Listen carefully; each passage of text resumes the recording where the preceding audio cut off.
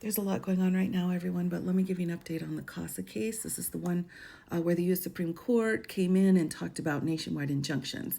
All right, since that case was decided by the U.S. Supreme Court, we had some questions here by the judge saying, hey, what's going on? What's the status of the case? What do y'all want to do? Meanwhile, the plaintiffs have filed a motion to certify class along with emergency motion for a temporary restraining order. Now, as of yesterday, the defendants, so that's the federal government, had put this filing on the record, and it's a notice regarding implementation of executive order. So let's just read through this real quick. It's pursuant to this court's order directing defendants to submit in writing by noon on Tuesday, July 1st, their position on what actions the United States may or may not take pursuant to Executive Order 14160 between now and July 27th.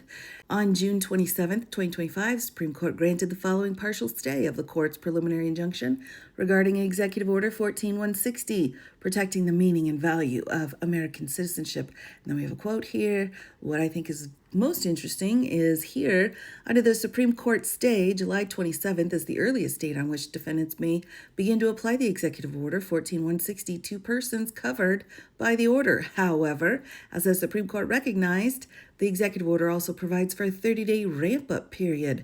The court's stay thus allows defendants to immediately begin developing and issuing public guidance about the executive's plans to implement the executive order. So it looks like the government here will be starting to give us some information on how they want to go forward implementing this.